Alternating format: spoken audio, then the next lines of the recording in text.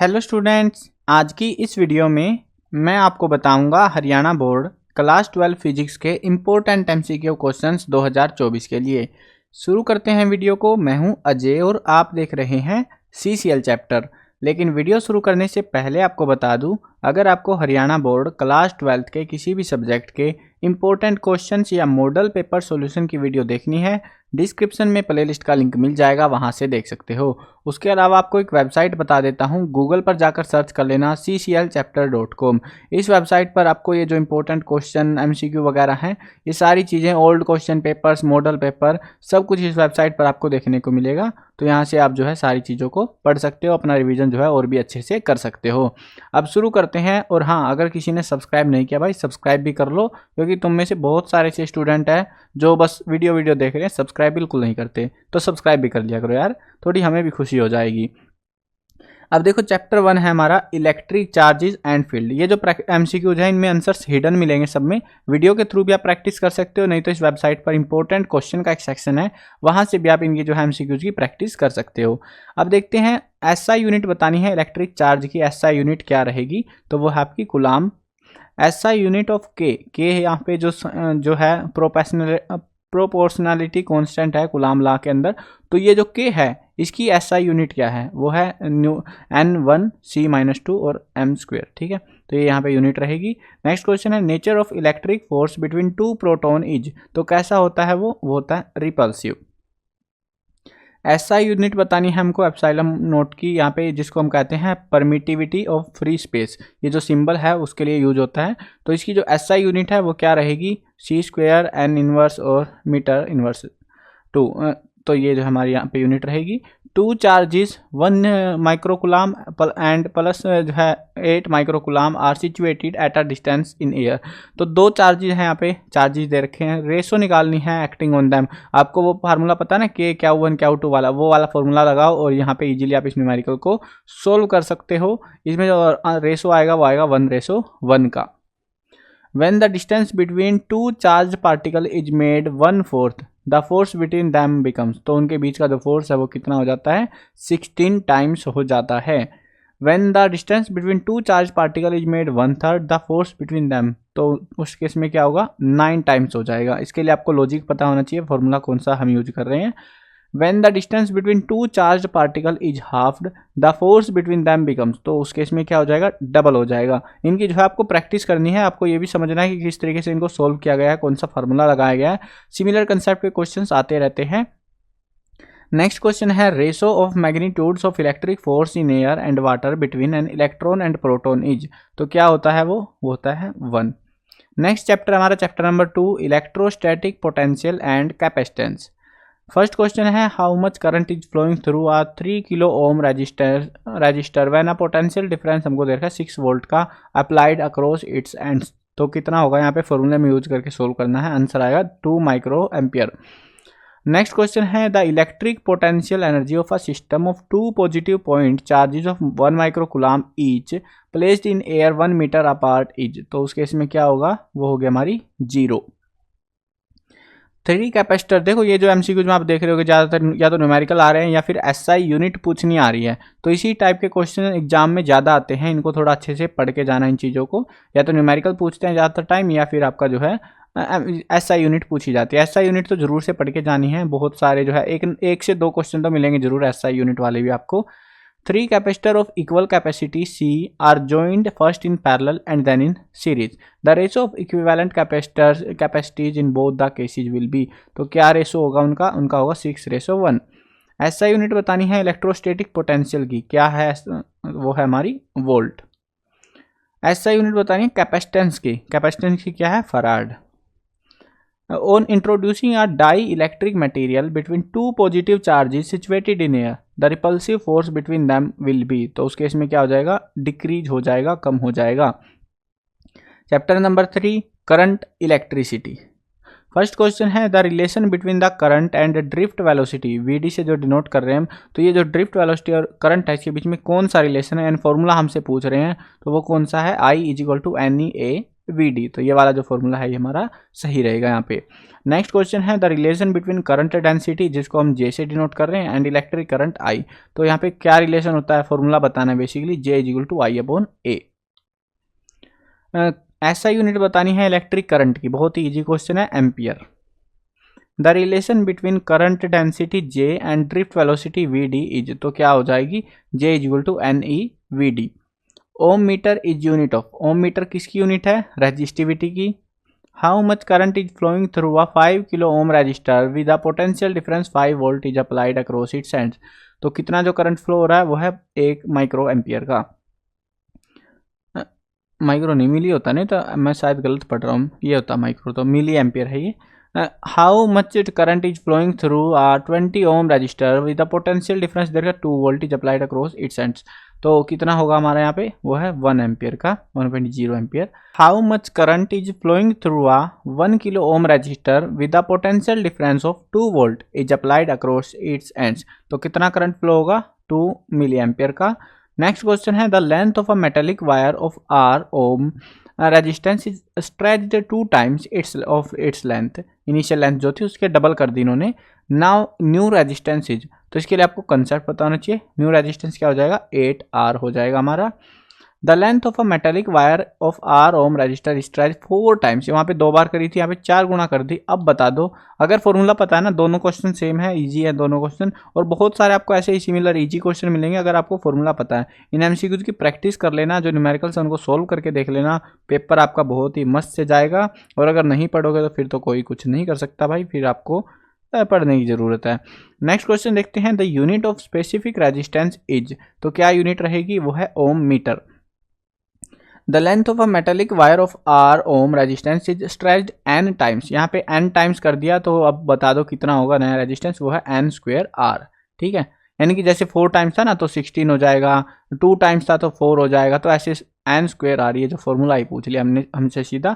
The best instrument for accurate measurement of electromotive force of a cell is, तो कौन सा है best, वो है potentiometer. With the increase of temperature the resistivity of a semiconductor, तो क्या हो जाएगा, क्या इफेक्ट पड़ता है, तो वो पड़ता है हमारा, घट जाती है जो रजिस्टिविटी है कंडक्टर सेमी कंडक्टर्स की, अगर टेम्परेचर बढ़ जाता है तो। कुछ क्वेश्चन आपको ऐसा भी लग सकता है, कुछ एक क्वेश्चन देखो, मैं सारों को तो नहीं कहूँगा, एक आध क्वेश्चन ऐसा होगा जो आपको लगेगा कि भाई ये तो आउट ऑफ सिलेबस है, हमने ये वाला टॉपिक नहीं पढ़ा हुआ। ठीक है, आपको पता होगा, क्योंकि यार देखो किताब में से इन्होंने क्या करा, कुछ कुछ चैप्टर काट दिए हैं, मतलब पूरा नहीं काटा, उसके कुछ टॉपिक्स कटे हुए हैं, तो कई बार क्या होता है एक आध क्वेश्चन छूट जाता है, उसको आप इग्नोर कर सकते हो। कई फिर बोलते रहो सर ये वाला क्वेश्चन कट गया था, वो कट गया था, भाई उसको सीधी बात है स्किप करो, नेक्स्ट क्वेश्चन पे बढ़ जाओ। ठीक है, कई बार हो जाता है, मतलब हम कोशिश करते हैं, लेकिन अब की बार इन्होंने बुक में पूरी भसड़ मचा रखी है, तो वो थोड़ी गड़बड़ हो रही है अब की बार, थोड़ी एक आध क्वेश्चन एक्स्ट्रा आ जा रहा है, अगर सिलेबस से बाहर है तो काट सकते हो आप, उसको इग्नोर कर सकते हो। With the increase in length of conductor it's resistivity, तो रेजिस्टिविटी पर क्या फर्क पड़ेगा, डज नॉट चेंज, वो बदलेगी नहीं। With the increase of temperature resistivity of metal, तो क्या होगा, इंक्रीज होगी अगर टेम्परेचर बढ़ता है तो। The resistivity of conductor with increase in temperature, तो वो क्या होगा, वो इंक्रीज, सेम ही है यार ये, अच्छा यहाँ नहीं सेम ही है बिल्कुल, क्वेश्चन में डबल टाइप हो गया ये। With the increase of area of cross section of conductor, उसकी रेजिस्टिविटी पर क्या फर्क पड़ेगा, तो वो चेंज नहीं होगी। With the decrease in temperature resistivity of conductor, तो वो क्या हो जाएगी, डिक्रीज हो जाएगी। विद इंक्रीज इन टेम्परेचर, कितनी बार आएगा भाई ये इंक्रीज और डिक्रीज वाला कई बार आ चुका है शायद ये टॉपिक, और यहाँ पे इकट्ठे करने के चक्कर में ऐसी गड़बड़ हो गई है। The conductivity of semi conductor with increase, भाई पक गए हम, इंक्रीज और डिक्रीज ही करेंगे करते रहेंगे का, ये ठीक है। फिर भी mobility of a conductor is, तो टेम्परेचर जब घटेगा तो क्या होगा, इंक्रीज होगी mobility. With increase in temperature mobility of electron in a conductor, तो क्या होगी, डिक्रीज होगी। नेक्स्ट क्वेश्चन है the graph between voltage and current for a conductor is a straight line which makes an angle theta with the x-axis respective I representing I, the resistance of a conductor will be, तो resistance कैसा होगा, tangent theta होगा। Next question है, यहाँ पे भी हमको graph दे रखा है, तो जो कि स्ट्रेट लाइन, ये सेम ही सही लग रहा है, बस यहाँ पे y एक्सिस है, वहाँ पे x एक्सिस का होंगे था, तो अब क्या होगा हमारा कोट थीटा होगा। नेक्स्ट चैप्टर देखते हैं moving charges and magnetism. A moving charge produce, क्या प्रोड्यूस करता है, both electricity, electric and magnetic fields. A proton enter into a uniform magnetic field perpendicularly to it. The path of a proton would be, तो कैसा path follow करेगा? Circular. An electron enter into a uniform magnetic field perpendicularly to it. The path of electron would be, तो उसका path कैसा रहेगा? Circular. Next question है force acting on a particle of charge Q moving with velocity v in a magnetic field is, यानी formula पूछ रहे हैं, सीधी बात है यार. तो Q v vector into b vector. The force acting on a particle charging a velocity with v vector parallel to magnetic field is, तो ये भी शायद सेम ही हमारा क्या v vector b vector. Next question देखते हैं. Magnetic field eight a distance r from a straight conductor of infinite length carrying current I is given by, तो उसको कैसे दिखाया जाता है? ये क्या होता है? एप्सिलॉन नोट, शायद पता नहीं क्या होता है, माइक्रो नोट, ये जो भी है मेरे को नाम देखो कई बार याद नहीं होते, काफ़ी टाइम पहले पढ़ी थी फिजिक्स. I/2πr, आप समझ लो इस सिंबल को. देखो कई बार क्या होता है ना, सिंबल तो हम समझ जाते हैं बट वो नाम भूल जाते हैं इनकी. चलो आगे बढ़ते हैं नेक्स्ट क्वेश्चन पे. The magnetic field at a centre of circular coil of radius r and carrying current I is given by, तो किससे होगा वो? ये सेम ही तो था. अच्छा वहाँ पे 2πr था, यहाँ पे r है, ठीक है. माइक्रो I जो भी है ये, और अपॉन में 2r. Two magnetic lines of a force, तो उनको हम क्या कहेंगे? यहाँ पे हमको ऑप्शंस के हिसाब से देखना है, तो never cut each other. Moving coil galvanometer is converted into volt meter by, कैसे होगा वो connecting high resistances in series, तो वो जो है वोल्ट मीटर में बदल जाएगा. Moving coil galvanometer is converted into ammeter by, तो एमीमीटर बनाने के लिए क्या करेंगे? रेजिस्टेंस को, लो रेजिस्टेंस को पैरेलल में लगा देंगे. The torque acting on an electric dipole of dipole moment P placed parallel to electric field E will be, तो वो क्या होगी? 0 होगी. The torque acting on a electric dipole of dipole moment P placed an angle 90 degree to the electric field E will be, तो उस case में क्या होगी? ये 0 होगी. यहाँ पे सारा खेल एंगल का है, एंगल के ऊपर है, तो एंगल में वैल्यू जब पुट करोगे तो सभी ऐसे ही पहचान में आ जाएगा question. Direction of induced current is given by, तो किसके द्वारा होती है वो लेंज लॉ होता है. नेक्स्ट चैप्टर देखते हैं, chapter number 5, magnetism and matter.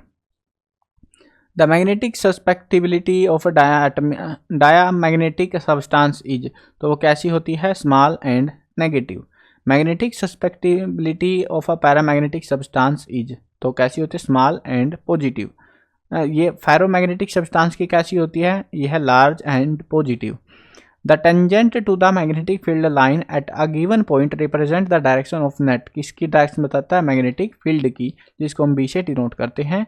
Eight a given point placed the horizontal and vertical component of earth are equal, the angle of dip at which place will be, तो वो कौन सा angle होगा? 45 degree का.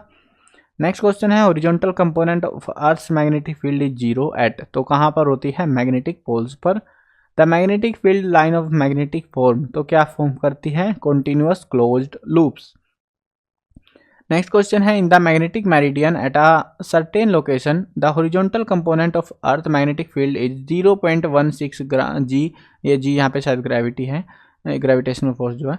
And angle of dip is 60 degree, तो earth का magnetic field निकालना है उस लोकेशन पर, तो कितना होगा? 0.32 जी.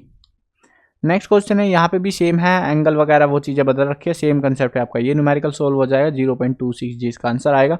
देखो यहाँ पे क्या मेन गेम कहाँ पे होता है कि आपको न्यूमेरिकल सोल्व करने सीख के जाने हैं, ठीक है. इसी टाइप से यहाँ पे बस वैल्यू बदल दी है, कितनी बार वैल्यू बदली गई है यहाँ पे देखते जाओ तुम. यहाँ पे है 0.33 जी, यहाँ पे भी सेम है, यहाँ पे थोड़ा उल्टा कर दिया बस क्वेश्चन को, और यहाँ पे आपको एंगल पूछ लिया अब की बार, तो 60 डिग्री. सेम फार्मूला लगेगा चारों क्वेश्चन में, और ऑलमोस्ट सेम सा ही जो है प्रोसेस से सोल्व हो जाएंगे. नेक्स्ट चैप्टर देखो, इलेक्ट्रोमैग्नेटिक इंडक्शन EMI. तो the magnetic flux threading a wire loop placed in a magnetic field depends on, किसके ऊपर डिपेंड करता है? ऑल द अबव, यानी area of loop, magnetic of the magnitude of the field, orientation of the loop with respect to the field. Next question है the magnetic flux linked with a coil is decrease from 5 weber to 2 weber in 1 second.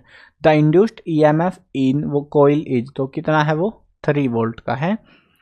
The magnetic flux threading a wire loop placed in a magnetic field does not depend on, किसके ऊपर depend नहीं करता? Shape of the loop, किस तरीके से उसको shape किया गया है. The magnetic flux linked with the coil is decrease from 1 weber to 0.1 weber in 1 second. The induced electromotive same concept पे हो जाएगा आपका 0.9 वोल्ट होगा। Lenz law is consequence of the law of conservation of, किसका जो है conservation करता है, एनर्जी के बारे में है ये। On what factor does the coefficient of mutual inductance of two coil not depend, तो किस पर है, देयर रेजिस्टेंस पर, उनकी रेजिस्टेंस पर डिपेंड नहीं करती।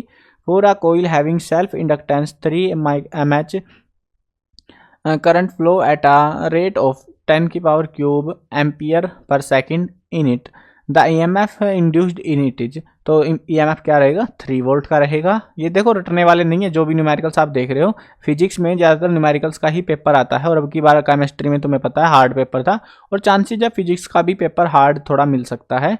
तो अच्छे से न्यूमेरिकल्स को सोल्व करके जाना, नहीं सोल्व करके जाओगे तो फिर मेरे को मत बोलना कि सर आपने अच्छे से तैयारी नहीं कराई, क्योंकि देखो मैं आंसर करा सकता हूँ, अभी आपको यहाँ पे सोल्व कराऊंगा तो अगला दिन यहीं पे हो जाएगा तुम्हारा MCQ में, और बोलोगे क्या चल रहा है ये, इस वीडियो कोई फ़ायदा नहीं हुआ। तो आप जो है यहाँ पे सिंपल सी बात है, आपने कंसेप्ट पढ़े हुए हैं, पहले से पढ़ते आ रहे हो 1 साल से, आपको सिंपली फॉर्मूले लगाने हैं, न्यूमेरिकल्स को जरूर सोल्व करके देखना है। बहुत सारे न्यूमेरिकल ही आते हैं MCQ में, छोटे छोटे होते हैं, बस फॉर्मूला लगाओ, वैल्यू तुरंत आंसर निकल आता है उनका। तो उस टाइप के MCQ आते हैं, ज़्यादा बड़े क्वेश्चन टाइप में नहीं आते वो। For a coil having self inductance 2 mH, current भी दे रखा है यहाँ पे, EMF बताना है कितना होगा, तो वो होगा हमारा 2 वोल्ट का। नेक्स्ट है हमारा next chapter number 7, alternating current.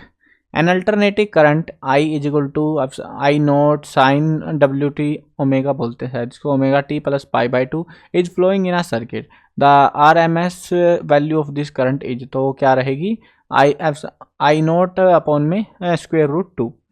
And alternative current यहाँ पे भी सेम सा ही दे रखा हमको values, RMS value of current will be, तो यहाँ पे जो है क्या रहेगी, ये दोनों में सेम ही क्वेश्चन क्यों रखे हैं, ये पता नहीं यार, कई बार ये भी फिर से वही आ गया, कई बार मिस टाइप हो रखे शायद ये कुछ क्वेश्चन पे, क्रॉस चेक करने पड़ेंगे मेरे को लग रहा है वापस से। वैसे मैंने एनालिसिस अच्छे से करा था, लेकिन कई बार क्या होता है ना, क्वेश्चन जो हम पेपर वगैरह में देखते हैं अलग अलग जगह पे, तो कई बार रिपीट हो जाता है, रिपीट का मतलब वो काम का क्वेश्चन है, बट जो भी आप MCQ को अच्छे से प्रैक्टिस कर लेना, आपका सारा क्लियर हो जाएगा, आपको कोई दिक्कत नहीं होगी, बस आपको तैयारी अच्छे से करनी है, ठीक है। The voltage across the end of a resistor is V is equal to V naught sine omega T, the RMS value of this voltage is, तो वो क्या रहेगी, उसमें भी सेम ही आपको आंसर यूज करना है।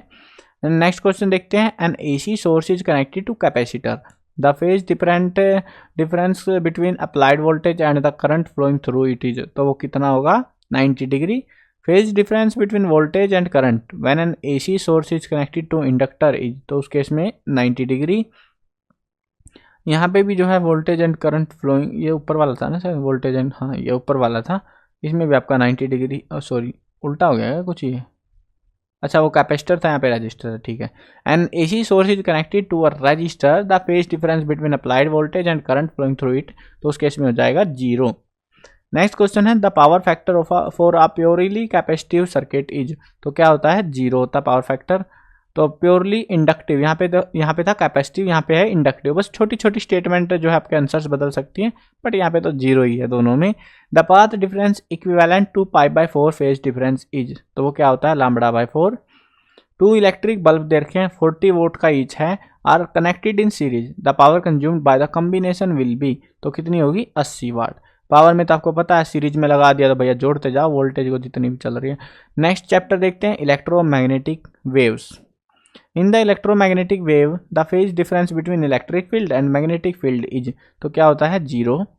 Microwaves are the electromagnetic waves which with frequency in the range of, किसकी फ्रीक्वेंसी होती है इसकी, गीगाहर्ट्ज तक में होती है। Which of the following electromagnetic waves have smaller wavelength, एक जो है टेबल बनी होगी, अगर आपके पास प्रदीप फंडामेंटल या बुक है तो टेबल बनी होगी जहाँ पे आपको अलग अलग की दे रखे कि ये सबसे स्मॉलेस्ट फ्रीक्वेंसी वाला है, ये सबसे ज़्यादा है, वेवलेंथ इसकी सबसे कम है, इसकी ज़्यादा है। वैसे अल्टरनेट होते हैं फ्रीक्वेंसी, जिसकी ज़्यादा वेवलेंथ कम, वेवलेंथ ज़्यादा फ्रीक्वेंसी कम, ऐसे चलता है, बट एक साइड से आपको कहीं से भी याद कर लेना, वो टेबल जरूर याद करनी, काम के क्वेश्चन आते हैं उसमें से, ठीक है। अभी इलेक्ट्रोमैग्नेटिक वेव बता रखे स्मॉलेस्ट वेवलेंथ के लिए, तो वो है हमारे x ray.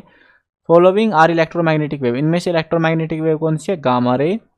Which of the following are not electromagnetic wave, इनमें से कौन सी नहीं है, वो है हमारा बीटा रे। विच ऑफ द फॉलोइंग है हाईएस्ट फ्रीक्वेंसी, सबसे हाईएस्ट फ्रीक्वेंसी गामा रेज की होती है। विच ऑफ फॉलोइंग है लोवेस्ट वेवलेंथ, सबसे छोटी किसकी होती है, गामा रेज की होती है वेवलेंथ। हाईएस्ट वेवलेंथ किसकी होती है, वो होती है रेडियो वेव्स की। विच ऑफ फॉलोइंग है जो लोवेस्ट फ्रीक्वेंसी, सबसे कम फ्रीक्वेंसी लॉन्ग रेडियो वेव्स की। What is the value of speed of gamma ray in vacuum, तो क्या होती है, वो होती है सी। यहाँ पे सी जो है स्पीड ऑफ लाइट है वैक्यूम में, उसको डिनोट कर रही है, तो वो हमने एडिशनली लिख दिया ताकि तुम्हें समझ आ जाए कि सी का मतलब क्या है यहाँ पे।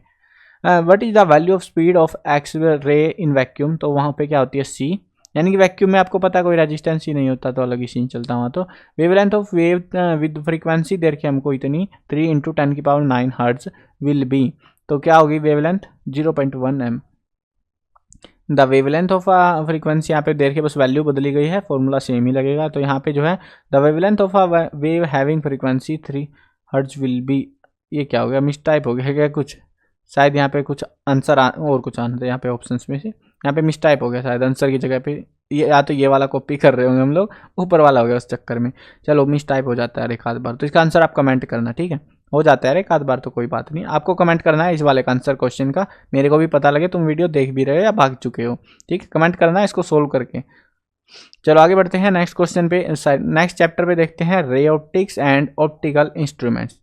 Angle of minimum deviation from a prism is 30 degree and angle of prism is 60 degree. The refractive index of material of the prism is, तो उस केस में क्या होगा, √2। For yellow light incident on a prism of angle 60 degree, angle of minimum deviation 30 degree, angle of incidence in this situation, तो उस case में क्या होगा 45 डिग्री का। For a normal human eye, least distance बताना है जहाँ से तुम देख सकते हो, वो होता है 25 सेंटीमीटर। स्पीड ऑफ लाइट देखिए एयर के अंदर 3 × 10⁸ मीटर पर सेकंड। वाटर का रिफ्रैक्टिव इंडेक्स दे रखा है 4/3। स्पीड ऑफ लाइट वहाँ पर क्या हो जाएगी वो हमें बतानी है, तो वो होगी 2.25 × 10⁸ मीटर पर second.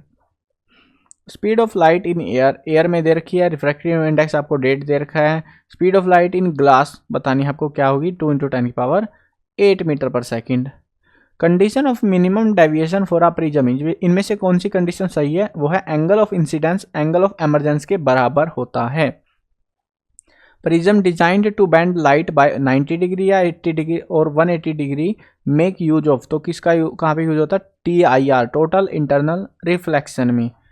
For small angle A prism refractive index n, angle of minimum deviation DM is, तो यहाँ पे फॉर्मूला पूछ रहे हैं, सीधी बात है, तो DM बराबर n-1 1 × a में है, गुना में है ये। The angle of minimum deviation for a prism is sigma m metre and the angle of prism is a। Refractive index बताना है मटेरियल ऑफ प्रिज्म का, तो क्या हो जाएगा यहाँ पे, तो वो हो जाएगा sin a/2 अपॉन में sin a प्लस में सिग्मा m/2।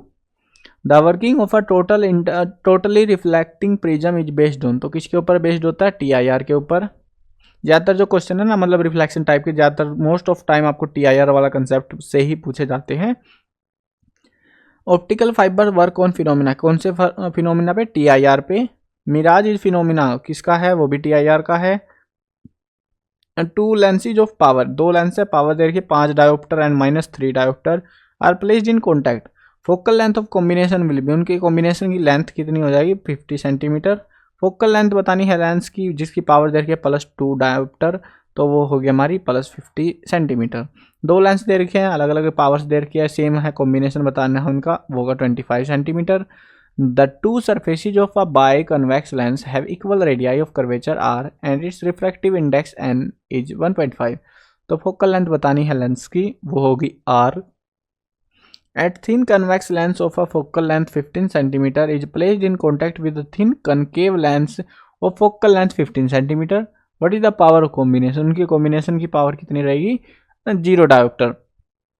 यहाँ पे जो है ना ऑलमोस्ट ज़्यादातर जो न्यूमेरिकल्स आ रहे हैं यहाँ पे अभी ये डायोप्टर वाले या लेंस वाली, तो ये ऑलमोस्ट सिमिलर से फॉर्मूले पे सारे जो हमारे सोल्व हो रहे हैं। थिन कन्वेक्स लेंस दे रखा, फोकल लेंथ दे रखी 10 सेंटीमीटर, उसको प्लेस किया जाता है, placed in contact with thin concave lens of focal length 10 centimetre. Value बतानी है पावर ऑफ कॉम्बिनेशन की, वो होगी infinite dioptre. A thin convex lens of focal length 15 cm is placed in contact with thin concave lens of focal length 10 cm. Focal length बतानी है combination की -30 centimetre. Double convex lens are to be manufactured from a glass of refractive index 1.5 with both faces of same radius of curvature. If the focal length is to be 20 centimetre, radius of curvature required is, तो क्या कितना होगा 20 centimetre. A thin convex lens of focal length देखिए 30 cm is placed in contact with thin concave lens of focal length 20 cm. Focal length of combination हमें calculate करनी है, वो होगी -60 cm. Focal length of lens of power देखिए +4 dioptre. Focal length calculate करनी है 25 positive में है सेंटीमीटर. देखो ये ऑलमोस्ट सेम से फॉर्मूले पे सोल्व हो रहे हैं ज़्यादातर क्वेश्चन, 2-3 फॉर्मूले हैं बस उन पे ही घुमा फिरा के उनको पूछ रहे हैं. बट मैंने इसलिए ऐड करे हैं ताकि तुम अच्छे से रिवीजन कर लो. बस वैल्यू पुट कर करके भी सोल्व करोगे ना तब भी कोई दिक्कत नहीं, बट सोल्व हो जाना चाहिए. जैसे यहाँ पे -4 है तो -25 सेंटीमीटर फोकल लेंथ निकालनी थी. नेक्स्ट चैप्टर देखो, wave optics. The ratio of the intensities of two light waves is 16:9. The ratio of the ratio of maximum and minimum intensities in their interference pattern will be. तो उनकी जो हमें ratio बतानी है, ratio रहेगी 4:3. In Young's double slit experiment, the screen is moved away from the plane of the slits. Angular separation of the fringes. तो उस case में क्या होगा, वो घट जाएंगी. नेक्स्ट क्वेश्चन है, ये कई बार आ चुका है एग्जाम में. In Young double slit experiment the monochromatic source is replaced by another monochromatic source of shorter wavelength then actual separation of the fringes. तो क्या होगा, वो घट जाएंगी. Which phenomena illustrate particle nature of light wave. तो कौन सा phenomena दिखाता है, diffraction. Which phenomena illustrate the nature of light wave. तो कौन सा फिनोमिना है, interference. Phenomena of splitting of light into a constituent colour is known as. तो उसको हम कहते हैं डिस्पर्जन, यानी कि जो इंद्रधनुष बनता है वो वाला कंसेप्ट है ये. Two light wave of equal amplitude and wavelength are superimposed. The amplitude of the resultant wave will be maximum when the phase difference between them is. तो क्या होगा, 0. नेक्स्ट चैप्टर देखते हैं, double nature of radiation and matter. The charge on an electron is. Electron पर कितना charge होता है सबको पता है, तो -1.6 × 10⁻⁹ कूलम. प्रोटॉन पर कितना होता है, प्रोटॉन पर होता है पॉजिटिव में है, बस वो नेगेटिव में था, ये पॉजिटिव में है. नेक्स्ट क्वेश्चन है, in 1905 which scientist proposed a radically new picture of electromagnetic radiation to explain photo electric effect. तो किसने बताया था, आइंस्टाइन ने.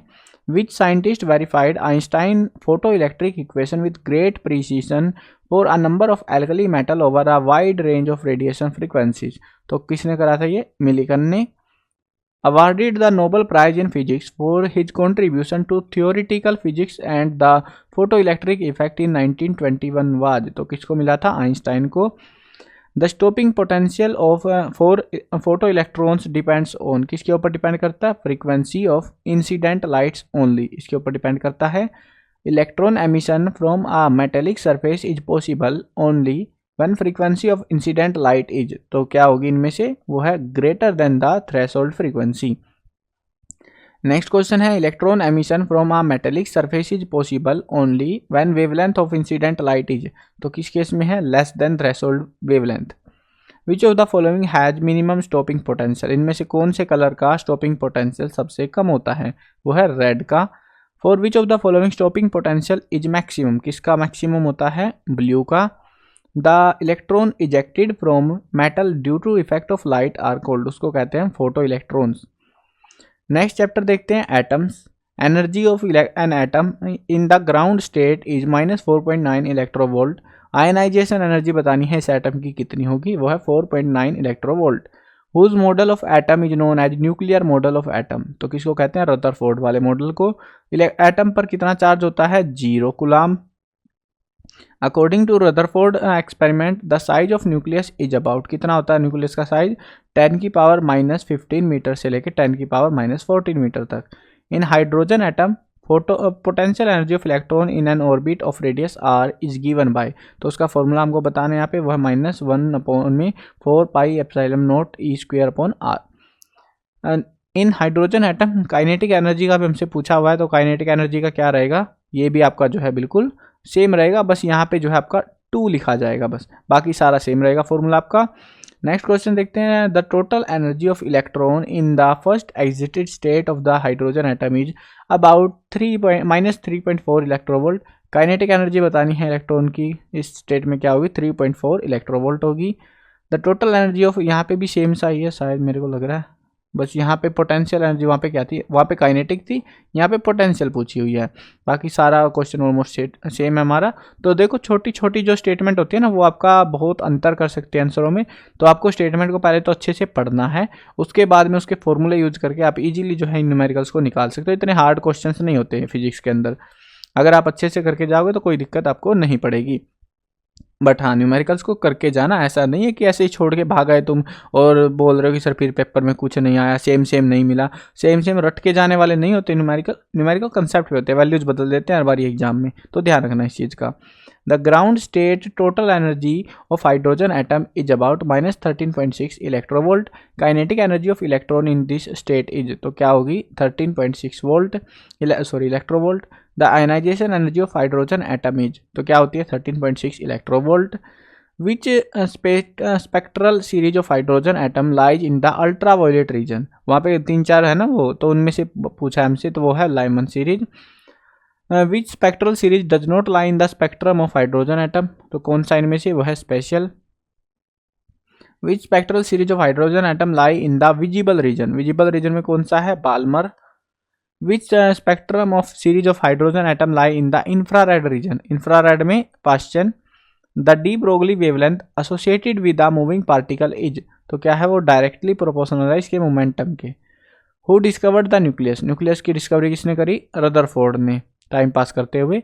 Which model of atom suggest that atom is a spherical cloud of positive charges with electron embedded in it, तो क्या है वो Thomas model कहते हैं, थॉमसन मॉडल उसको। D Broglie wavelength associated with electron accelerated through a potential difference of v volt is, तो वो कितना रहेगा हमारा 12.27 अपॉन में स्क्वायर रूट वोल्ट, और ये ए के ऊपर ये बिंदु से बोलते तो इसको भूल गया मैं इसका नाम जो भी था। A de Broglie wavelength associated with an electron accelerated through a potential difference of 100 volt is, तो उसको हम क्या कहेंगे, उसका आंसर रहेगा 1.227, और इसका नाम मुझे नहीं पता, ठीक है। ए के ऊपर 0 लिखी हुई है ये, और इसको पहले तो याद था, मैं पढ़ाता था ना, मतलब पढ़ता था और पढ़ाता था थोड़ा बहुत। अब फिजिक्स और इनसे ज़्यादा लेना देना रहा नहीं सिंबलों से, तो भूलने लग गए अब धीरे धीरे, कुछ कुछ तो याद है, कुछ कुछ भूल जाते हैं। चलो, D Broglie wavelength associated with an electron accelerated through a potential difference of 100 voltage, तो क्या है, डी ऑप्शन आएगा 0.1227 नैनोमीटर। डी ब्रोगली वेवलेंथ बतानी है इलेक्ट्रॉन की, पोटेंशियल डिफरेंस दे रखा है 64 वोल्ट का, तो उस केस में क्या होगा 0.153 नैनोमीटर। नेक्स्ट है यहाँ पे D Broglie wavelength potential difference, देखो सिर्फ वैल्यू बदल रहे हैं यहाँ पे और कुछ नहीं हो रहा है, यहाँ पे भी ये सेम था पोटेंशियल डिफरेंस। वैल्यू का ध्यान रखना है, वैल्यू जो भी दे उसी हिसाब से आंसर निकलेगा, उसके लिए फार्मूला पता होना चाहिए। इसका सी ऑप्शन आएगा 0.112 nanometre. Electron moving with a potential difference 1 volt, de Broglie wavelength क्या रहेगी उसकी, ये भी सेम ही है, वो 12.27। ये ए शायद आर्मस्ट्रॉन्ग तो नहीं, आई थिंक, तो मेरे को वही याद आया अभी अभी देख के वापस से, शायद आर्मस्ट्रॉन्ग बोलते होंगे इसको, क्रॉस कंफर्म करना मेरे को एक बार कि आर्मस्ट्रॉन्ग ही बोलते हैं कुछ और बोलते हैं इसको।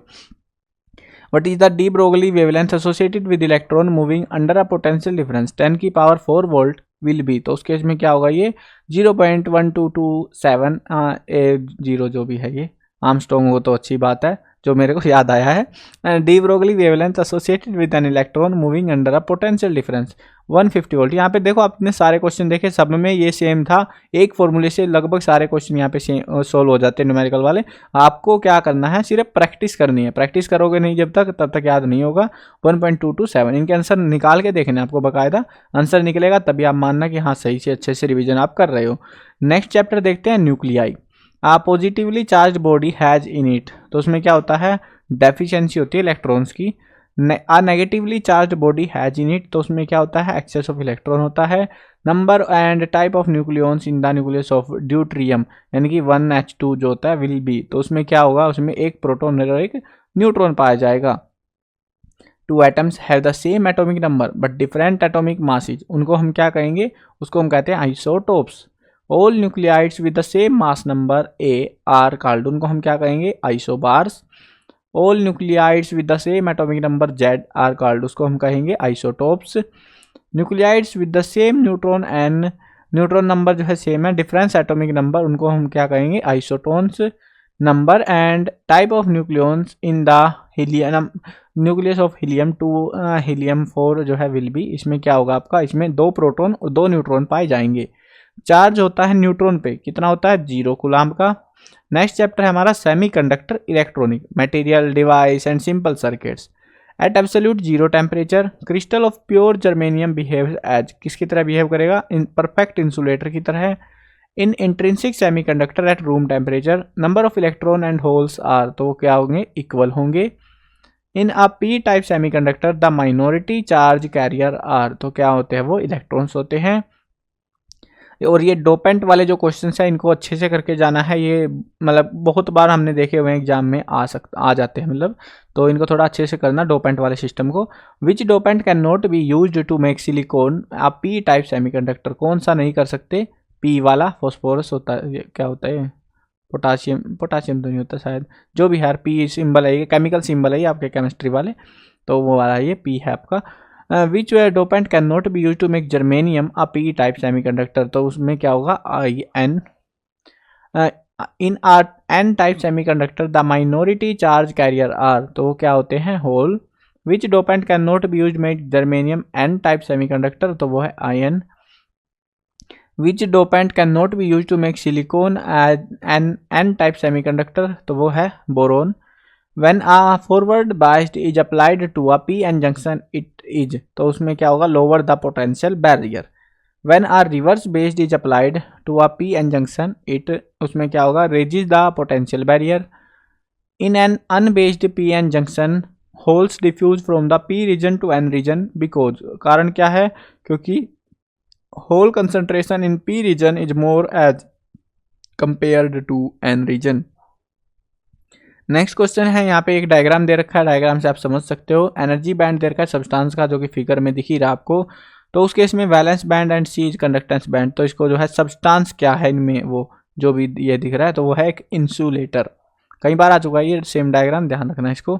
एनर्जी बैंड आपको फिगर में दिख ही रहा है, यहाँ पे भी ये जो है ना, बस यहाँ पे फर्क क्या है, अगर ध्यान देते हो ना, यहाँ पे बस ये फर्क है, यहाँ पे ये ईजी जो है बड़ा है 3 इलेक्ट्रोवोल्ट से, और यहाँ पे 3 इलेक्ट्रोवोल्ट से ईजी छोटा है, तो इस केस में क्या होगा, इस केस में वो होगा सेमीकंडक्टर। लास्ट क्वेश्चन है आपका, कार्बन सिलिकॉन जर्मेनियम, इनके 4 वैलेंस इलेक्ट्रॉन्स है दोनों सभी के। These are characterised by valence band and conductance band separated by energy band gap respectively equal to EgC, EgSi and EgGe। तो ये जो है मतलब यहाँ पे बाहर दे रखा है, जैसे कार्बन है, सिलिकॉन है, जर्मेनियम है, उसके हिसाब से विच of the following statement is true, उस केस में इनमें से जो स्टेटमेंट है कौन सी सही होगी, वो है कार्बन वाला सबसे ज़्यादा होगा, फिर SI होगा, फिर GE, इस तरीके से जो है ये रहेगा। ये थे आपके टोटल MCQs फिजिक्स के।